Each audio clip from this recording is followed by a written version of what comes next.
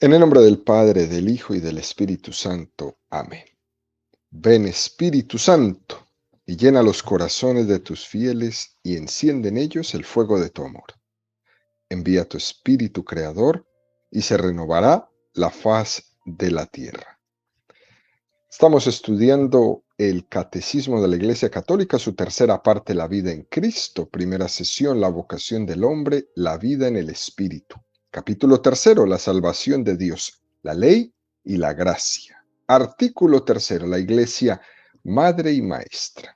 Entramos el día de hoy en el tercer y último apartado de este artículo, donde el Catecismo dedicará 3 números, del 2044 al 2046, al tema que tiene como título Vida moral y testimonio misionero. El día de hoy vamos a profundizar en los números 2044 y 2045.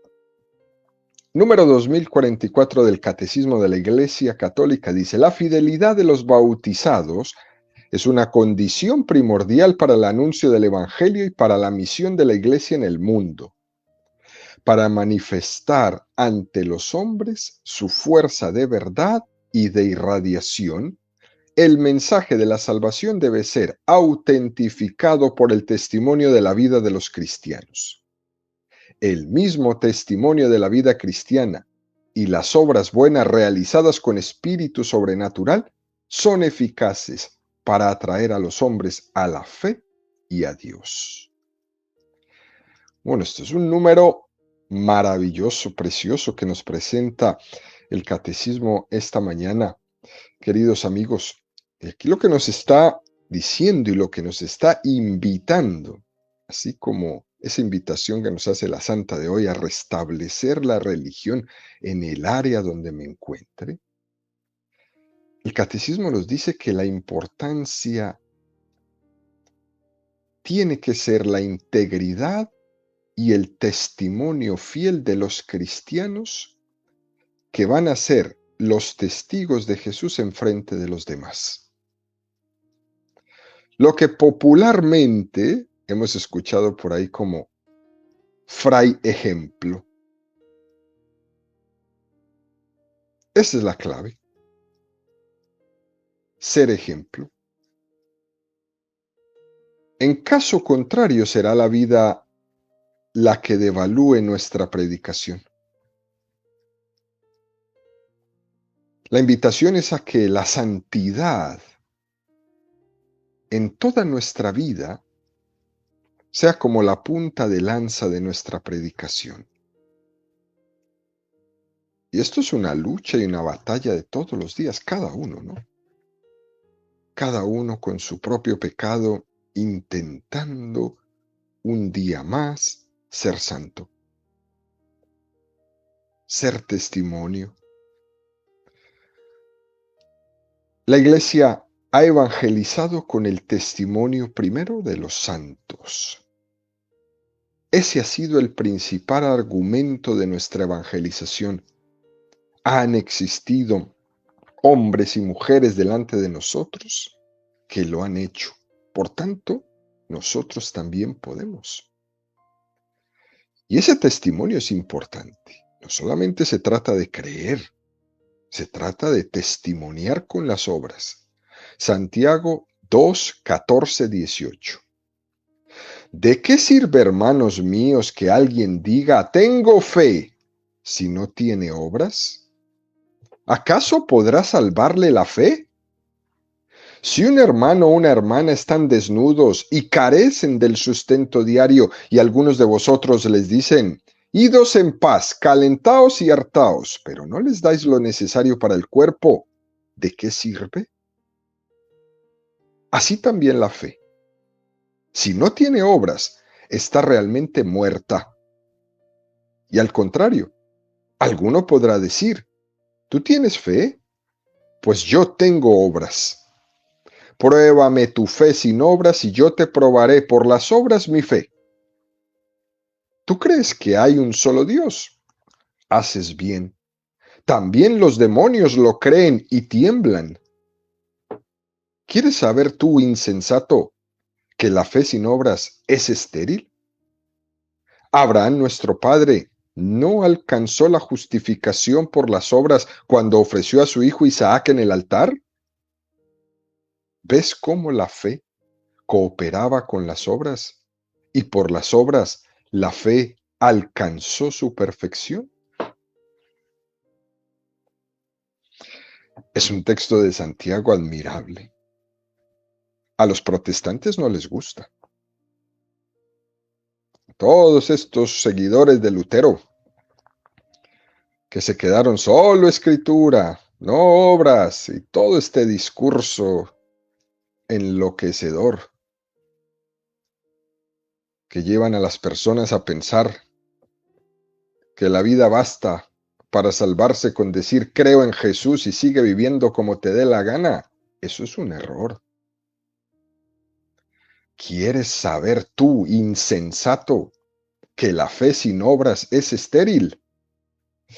Qué expresión de Santiago tan fuerte. Cuidado con esto, amigos católicos. No se protestanticen. No es solo creer en Jesús, es demostrarlo, para no ser insensatos. O lo que encontramos también en Mateo 5:16, brille así vuestra luz delante de los hombres, para que vean vuestras obras y glorifiquen a vuestro Padre que está en los cielos. Lo que remarca es que las obras de los católicos, de los cristianos, la vida santa de los católicos, está autentificando lo que predicamos. Viene a ser como la prueba de que esos ideales que estamos predicando son realizables, son traducibles en nuestra vida concreta. Y ahí está toda esa cantidad de santos que nos han precedido, que nos dan un testimonio de vida que es tremendo, único, original, divino. Por eso a muchos no les gustan los santos, porque les mueven el tapete. Por eso es mejor que no hablemos de santos para seguir siendo insensatos. Sí, sí, sí, creo en Jesús, creo en Jesús. Insensato. No solamente es eso. Por desgracia, hoy día estamos en una sociedad con exceso de palabra. El protestantismo sectario lo ha copiado muy bien. Bla, bla, bla, bla, bla. Pero lo que todo el mundo necesita no solo es palabra, sino que además sea una palabra autentificada con la vida.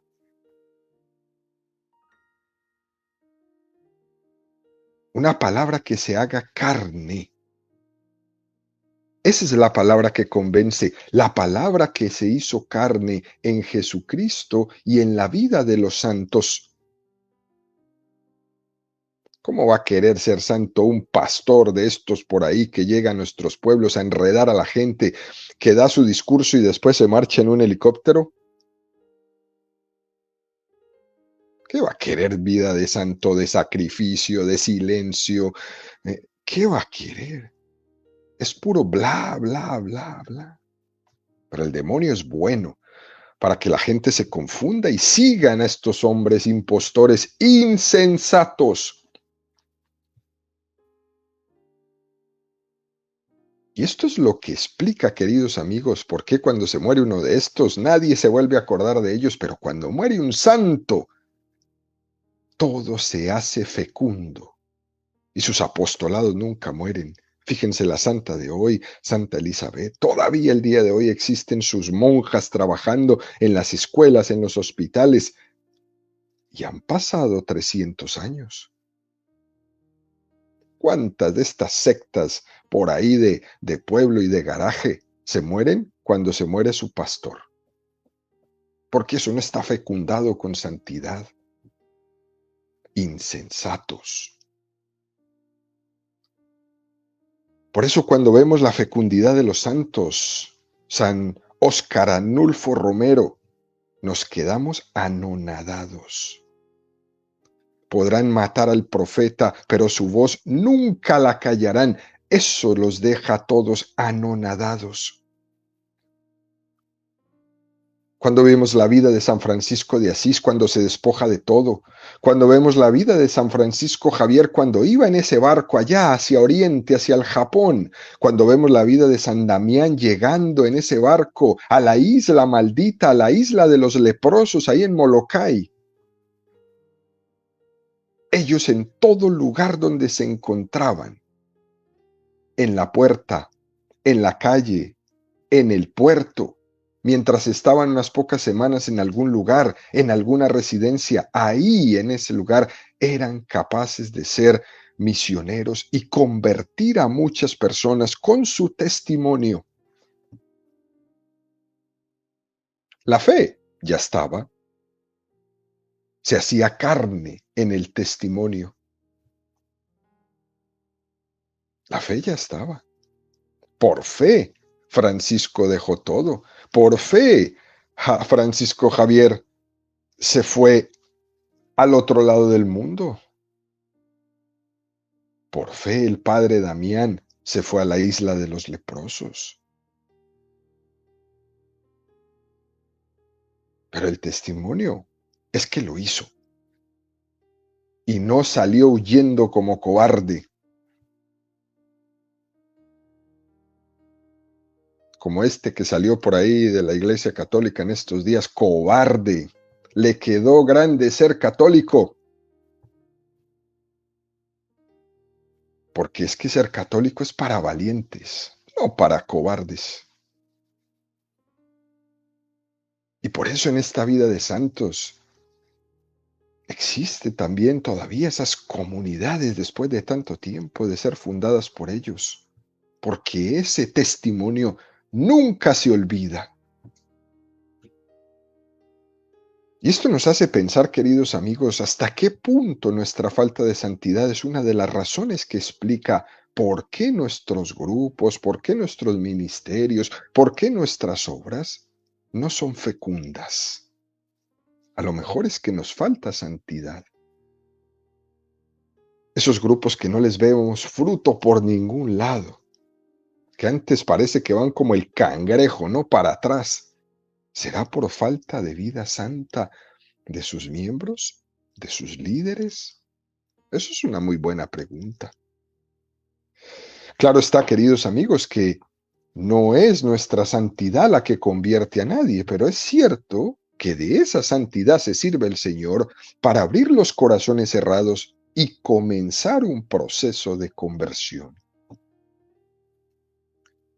Y es importante aquí subrayar que nosotros no seguimos al profeta, no seguimos al misionero, no seguimos al predicador, seguimos al Señor Jesús, que ha llamado a esos profetas, a esos misioneros, a esos predicadores a anunciar, a hacer su voz. Lo digo porque es que hay veces, y hoy en estos días ha estado por ahí muy fuerte, el asunto de la crítica y de que me voy de la iglesia, y hay muchos católicos por ahí supuestamente medio confundidos. Y claro, a veces nos escudamos en los defectos del Papa, ¿no? Como el discurso que han escuchado muchos de ustedes en estos días, ¿no? Me voy de la iglesia católica por el Papa, ¿no? Imagínese usted, qué ridículo es.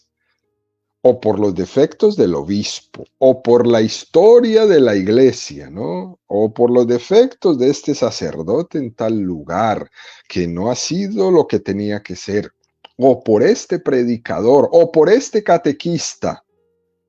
Me voy. Nos escudamos en eso para no seguir a Jesucristo en el camino que lo tenemos que seguir. Y entonces usamos una excelente disculpa para irnos.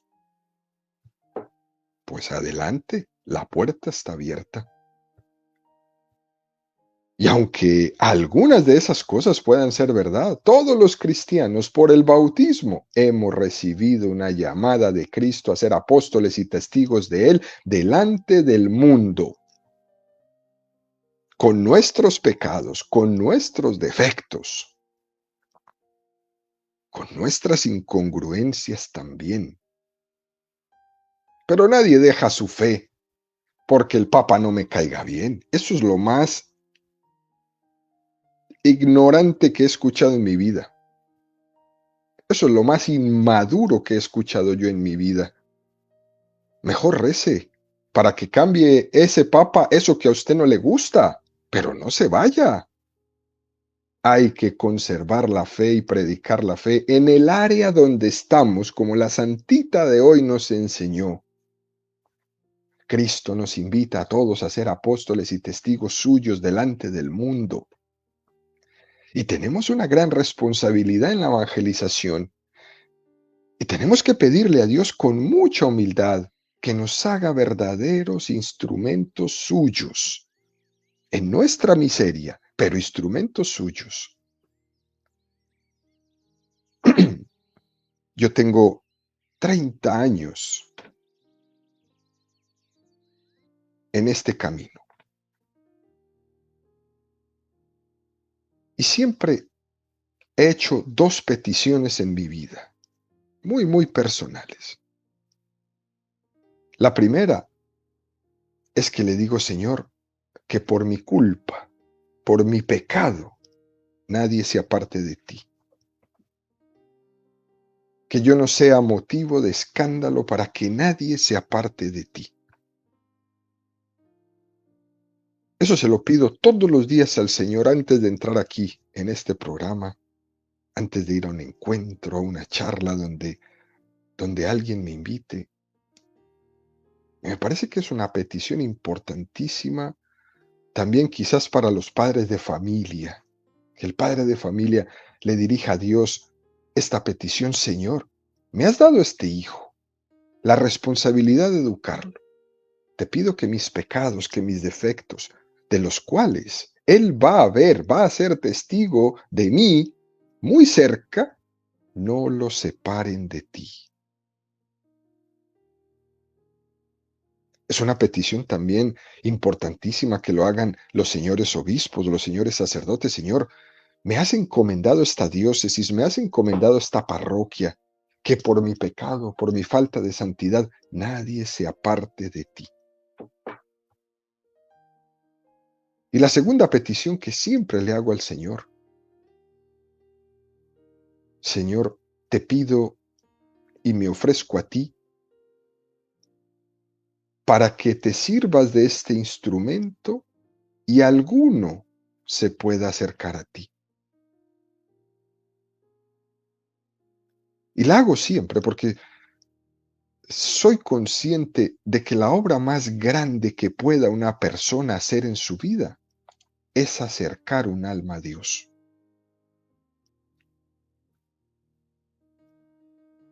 Esa es la alegría más grande, ser instrumento para que Dios sea amado y sea conocido. Y esa experiencia es maravillosa. La gente le pregunta a los enamorados del Señor: ¿por qué no te cansas? ¿Y cómo me voy a cansar de ver todos los días maravillas? Otra cosa es que el cuerpo se desgaste, sí, pero cansarse, ¿cómo me voy a cansar de ver todos los días maravillas? ¿Cómo se va a cansar un catequista de dar una catequesis extraordinaria, viendo las maravillas que el Señor va haciendo en los niños, en los adolescentes? ¿Cómo se va a cansar uno de ver la maravilla de que por el medio que Dios utilizó, que eres tú, para que una persona le conociera, esa persona deje la droga, deje el alcohol, deje la avaricia, deje sus vicios, se acerque al Señor, empiece a comulgar, empiece a ir a la confesión? ¿Cómo te vas a cansar de ver maravillas? Es como cansarse de ver el paisaje más hermoso, no sé, en la nieve o en el lago o en las olas del mar. No se cansa uno. Ser instrumento para que Dios sea amado y sea conocido es lo más maravilloso que a una persona le pueda pasar. Pero, por desgracia, tenemos que partir de que no tengo nivel de santidad que debería de tener para ser un gran testigo de Jesús. No lo tengo y lo sé. Pero hay otras maneras de evangelizar además de siendo santos, y es la manera de testimoniar delante de los demás que somos pecadores y que estoy en camino de conversión. Eso también evangeliza. Que un hijo compruebe que su papá no es perfecto, eso ya lo sabe, y que no se justifica, y ve que su papá o su mamá son humildes, que piden perdón, que se confiesan con frecuencia, es decir, que el que evangeliza se muestre siempre en camino de conversión. Eso impacta. No soy santo todavía, pero estoy en camino. Eso también evangeliza. Hacer de nuestros pecados, de nuestra debilidad, una ocasión para proclamar la misericordia de Dios que ha tenido conmigo delante de los demás. Hacer de nuestro pecado una conversión humilde, de que estoy necesitado de la gracia. Eso también evangeliza. Y aquí, queridos amigos, hay algunas cosas que son muy aplicables, ¿no? Muy concretas. Un padre, un papá que tiene el vicio de que de vez en cuando toma, bebe, más de lo debido. Eso puede hacer mucho daño. Pero más daño puede hacer si en vez de reconocerlo y de pedir perdón, se comporta con prepotencia y no se deja corregir y no se deja ayudar cuando bien sabe que obra mal. O también, por ejemplo, señores sacerdotes, ¿no? No es lo mismo que un sacerdote tenga determinadas debilidades, que no le gusta que le molesten, por ejemplo, en el tiempo que está en su tiempo de descanso, y otra cosa es que no tenga devoción, que no tenga cariño por el Señor. En la manera de vivir nuestro propio pecado, ser testimonio ante el mundo de que estoy en camino de conversión, que necesito de esa conversión. Es una cosa muy bella y que deja muchos frutos. Y aquí, este número 2044 del Catecismo nos hace una referencia a otro número que ya estudiamos, el número 905, que dice: los laicos cumplen también su misión profética evangelizando con el anuncio de Cristo comunicado con el testimonio de la vida y de la palabra. En los laicos, esta evangelización adquiere una nota específica y una eficacia particular por el hecho de que se realiza en las condiciones generales de nuestro mundo. Este apostolado no consiste solo en el testimonio de vida. El verdadero apostolado busca ocasiones para anunciar a Cristo con su palabra tanto a los creyentes como a los fieles. Es un número del catecismo que nos añade un matiz muy interesante. Y es que no debemos caer en el extremo contrario de pensar que el apostolado consiste únicamente en el testimonio de vida, sino que el verdadero apostolado busca ocasiones para anunciar a Cristo con la palabra. No solo es testimoniar, también anunciar. No solo es anunciar, también es testimoniar. Es un equilibrio entre las dos. Claro que existen algunos ambientes muy determinados donde, por ejemplo, no hay libertad religiosa y no se permite ni siquiera hablar de Jesucristo, por ejemplo, en los países islámicos. Ahí en esos lugares difíciles, la evangelización tiene que ser testimonial. No se puede pronunciar, no se puede predicar. Ahí es el testimonio. Mirad cómo se aman. Pero eso es acorde completamente con la Sagrada Escritura. que nos invita a que esa palabra tiene que formar parte de nuestro apostolado, y si no la puedo expresar abiertamente, la hago con mi testimonio. Dios ha querido que la palabra sea un vehículo de comunicación para comprender y para dar el sentido a aquello que ve. Y por eso necesitamos caminar como con estas dos vertientes en nuestra vida. Una predicación de la palabra y un testimonio de vida. Cuando no se puede predicar con la palabra, el testimonio está ahí. ¿Sí? Cuando no hay el suficiente testimonio, está la palabra para convertir los corazones para que den testimonio. Es un instrumento tremendo que Dios ha puesto en nuestras manos. Fijémonos, queridos amigos, cómo hoy en día es bastante complicado en algunos lugares buscar, por ejemplo, catequistas. Se da un anuncio, por ejemplo, en la parroquia: necesitamos catequistas porque tenemos muchos niños, y es difícil que los papás, que las mamás se ofrezcan voluntariamente para este servicio. Es un dolor de cabeza para los señores sacerdotes que no hay catequistas. ¿Y saben qué es lo que muchos papás y mamás se plantean en su cabecita? Dicen: yo no soy catequista porque es que desde el momento en que empiece a hablar de Cristo, eso me va a obligar a que mi vida sea coherente. Y entonces yo me voy a sentir juzgado.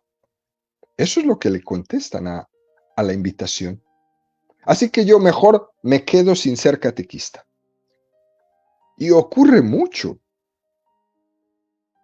A veces renunciamos a hacer este apostolado, a la predicación de la palabra de Dios, y no es que renunciemos por ser humildes, sino porque no queremos que esa palabra que predicamos nos juzgue.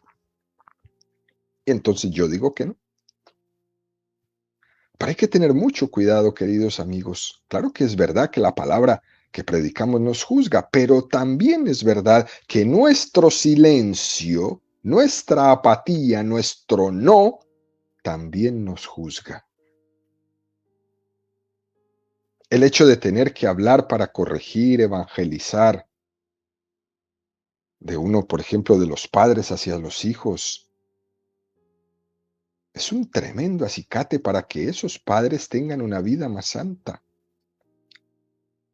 Tú no tomes alcohol. Esa corrección ya te está diciendo que tú tampoco. Esa misma responsabilidad que tienes al educar es un acicate para ti. También pasa en la catequesis. De hecho, hay muchas personas que para evitar esa responsabilidad se cierran a la vida.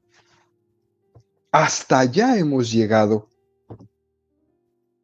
No tengo hijos para no tener que corregir a nadie, para no tener que educar a nadie. Hasta allá hemos llegado. Y saben, le echan la culpa de ese no querer tener hijos a la economía. Es que no voy a tener dinero para poderlo sostener y por eso no lo tengo. Eso es un sofisma total.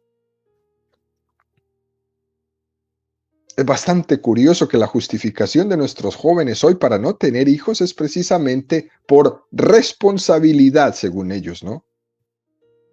Y escucha uno de los jovencitos cosas como: ¿para qué voy a traer hijos al mundo si este mundo es tan malo?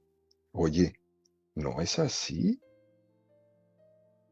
no es así. No es que el mundo sea malo, no es que la economía no te vaya a dar, es que tú no quieres tener un compromiso para ser educador, para ser corrector. Piensas que toda tu vida va a ser hacer lo que te dé la gana y tu gana te va a matar.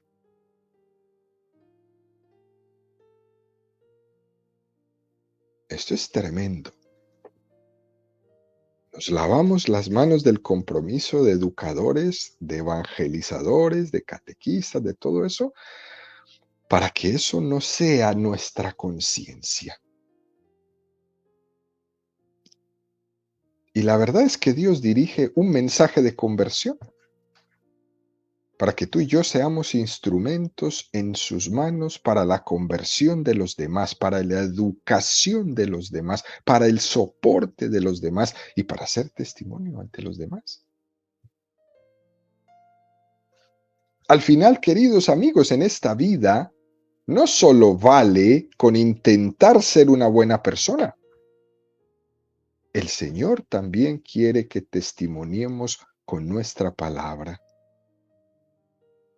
Nuestra palabra es instrumento de Dios y esa palabra que estoy diciendo, esa palabra que estoy expresando a los demás, también me está exigiendo algo de mí. En un sacerdote, cuando predica, se da cuenta de que Dios se sirve de esa predicación para que él mismo se sienta autodenunciado en su proceso de santidad. A veces cuando uno predica sufre, porque se da cuenta de la exigencia que tiene por esa misma palabra que está anunciando. Y mientras se va predicando, automáticamente uno se va preguntando, ¿y yo? ¿Y todo lo que me falta? ¿Y todo lo que no he hecho? ¿Y todo lo que tengo que cambiar? Por tanto, queridos amigos, en la evangelización tenemos que tener ese equilibrio entre el testimonio de vida, ese equilibrio con las obras coherentes y ese equilibrio con la palabra valiente. Estas tres cosas: testimonio de vida, obras coherentes y palabra valiente. Y damos un paso más. Nos presenta el Catecismo el número 2045 que dice: los cristianos, por ser miembros del cuerpo de Cristo, cuya cabeza es Él, contribuyen a la edificación de la Iglesia mediante la constancia de sus convicciones y de sus costumbres. La Iglesia aumenta, crece y se desarrolla por la santidad de sus fieles, hasta que lleguemos al estado de hombre perfecto, a la madurez de la plenitud en Cristo. Qué número tan esperanzador, tan bello, que nos regala el Catecismo tomado de la carta de los Efesios 1, 22, 23. Bajo sus pies sometió todas las cosas y lo constituyó cabeza suprema de la Iglesia, que es su cuerpo, la plenitud del que lo llena todo en todo. También en Efesios 4:13, para el recto ordenamiento de los santos, en orden a las funciones del ministerio, para edificación del cuerpo de Cristo, hasta que lleguemos todos a la unidad de la fe y del conocimiento pleno del Hijo de Dios, el estado de hombre perfecto, a la madurez de la plenitud de Cristo. Es decir, que en Jesucristo encontramos la imagen del hombre maduro, del hombre perfecto. La razón de ser de la Iglesia es la santidad de sus hijos. Por eso es tan importante que a la hora de evangelizar recurramos una y otra vez a proponer el testimonio de los santos, sabiéndonos que nuestra vida no es lo más santa como debería de ser, sabiendo que nuestras obras no autentifican la palabra que predicamos de la manera como debería autentificarla. Y por eso recurrimos a la ayuda y a la propuesta de los ejemplos que nos dan los santos que nos han precedido. Esto es muy hermoso. Como los fieles, como los miembros de mi grupo, como los feligreses de la parroquia, no ven en mí lo que deberían de ver, entonces recurro al testimonio de los santos en la evangelización. Como esos fieles se quedan cortos, como esos miembros de mi grupo se quedan cortos, como esos feligreses de mi parroquia se quedan cortos, entonces hay que proponer la vida de los grandes, los santos. Eso es un buen signo de evangelización. Por eso en la catequesis no debe de faltar el testimonio de la vida de los santos, en la catequesis de los niños y sobre todo en la catequesis de aquellos que van a recibir el sacramento de la confirmación.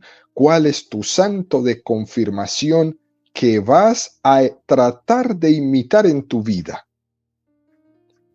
Porque es que el hombre necesita puntos de referencia en los cuales poderse reflejar. Y si esos puntos de referencia no son los santos, uno buscará otros modelos. Y por eso es que muchas veces recurrimos a los modelos que no son los mejores. En esta sociedad donde nosotros vivimos, en la medida que hemos dejado de tener santos, porque el protestantismo se ha encargado de quitar los santos, las sectas se han encargado de quitar los santos de nuestra vida como punto de referencia a orar, entonces hoy nos basamos en los falsos ídolos, los famosos triunfadores, ¿no? Los deportistas, cantantes, artistas, reggaetoneros, no sé qué. Esos son los modelos que tenemos hoy día. Ya no son los santos porque se han encargado algunos de quitarlos, de menospreciarlos, y nos han puesto otros modelos que son, pues, con todo el respeto que se merecen como seres humanos, bastante cuestionable su vida. Niños desde los 5 años que ya están pensando y haciendo y bailando y moviéndose de una forma sensual, sexy. Por Dios, ¿qué le espera a esa niña, a ese niño cuando tenga 14, 15 años? Porque le hemos puesto un modelo que baila así y los papás les aplaudimos.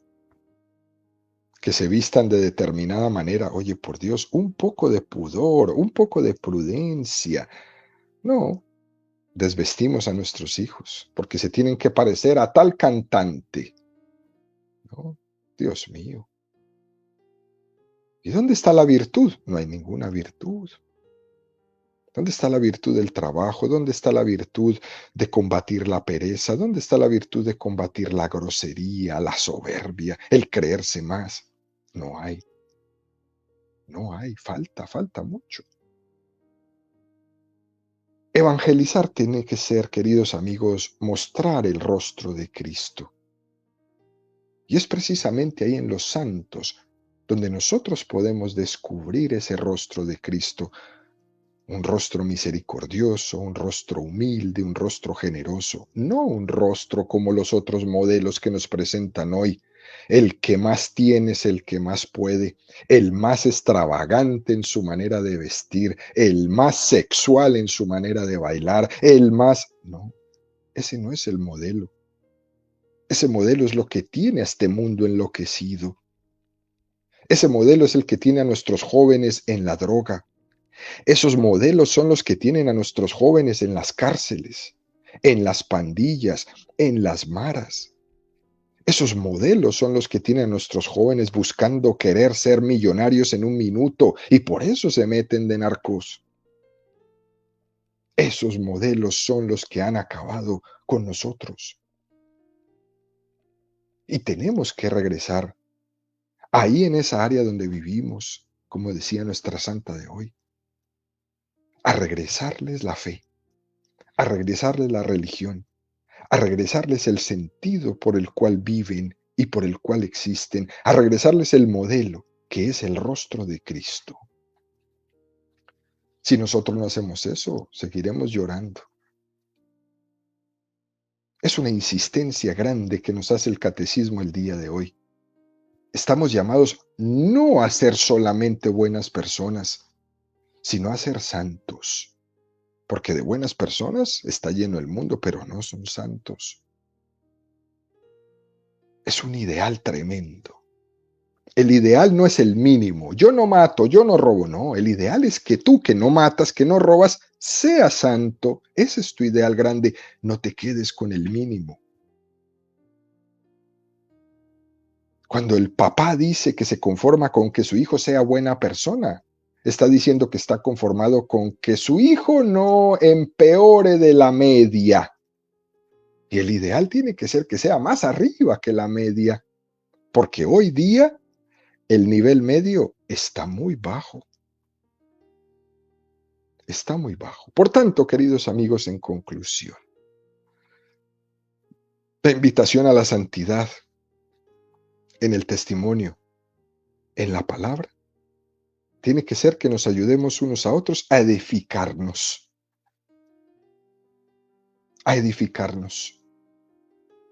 a que yo le ayude y el otro me ayude a formar en mi vida en cada momento